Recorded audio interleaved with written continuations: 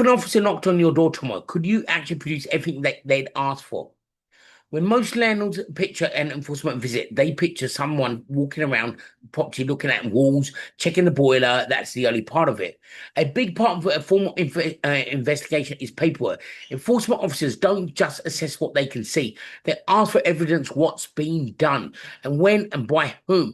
And this is where lots of landlords will get caught out, who feel confident about the physical condition of their property, suddenly realise that they can't actually produce but what's being asked for. Here's what kind of documentation an officer can reasonably request. Gas safety certs. So we know about all the certs, right? Electric certs, right? EPC certs, right? Repair records showing when an issue was reported and when it was actually resolved. Communications with tenants showing whether concerns were raised and how they were responded to.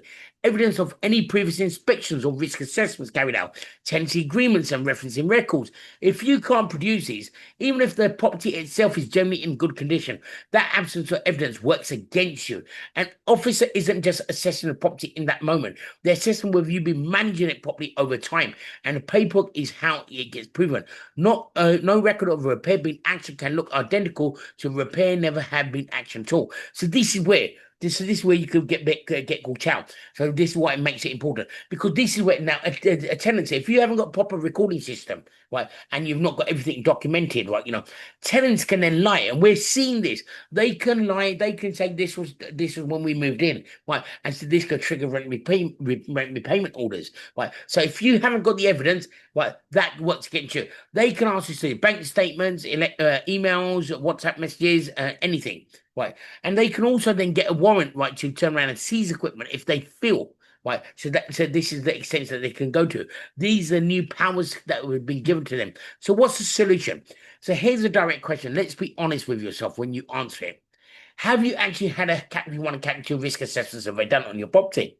Not a general inspection, not a walk around, an actual documented risk assessment with a report that you can hand over to an officer if asked. Right. So if the answer is no and you're not sure, that's the gap. That's an important gap that you need. That's a starting point, the foundation of the evidence that you need to kind of build on from that point. So everything kind of builds on from there. So if you haven't got that, right, so at least at this point in time, and if you're moving forward, right, everything is right. So go through the rest of your records too. Certificates, current and easy to find. Repairs, a clear record of what was reported and resolved. Communications, proof of tenant's concern was responded to. Get that proper category 1 risk assessment survey done. Keep the report part of your evidence file. It's exactly what the kind of documented proof an officer expects to see. Right. So now, become a free member with us. But it costs nothing, and it means that you're building a proper record before you ever need it. Also, we have built a bespoke CRM system for landlords and agents with a risk assessment category 1 and category 2 risk assessment tools inside it. How you can record everything in that way. And there's nothing like this out there in the market at the moment. But as we've done this, because we are HHSARS trained, right? So please make sure you get onto that, right? So now, so what action do you need to take? So let's just quickly recap. A well-maintained property with no paperwork to prove can still end up the same position as a poorly maintained one. Don't let missing records be the reason you're treated as a non-compliant. So honestly, have you had a category 1 and category 2 risk assessment survey done? If not, that's exactly where to start. Book your free 30-minute consultation today. No obligations. Will help you understand exactly what you have to have ready, right?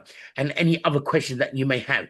Book your category 1, category 2 risk assessment survey today, while they're still at incredibly low prices, right? If you're not already done agent training, right, your landlord training, get yourself booked onto your landlord training as well, while they were at a crazy price as well, and become a free member. Have your evidence ready before someone else asks for it.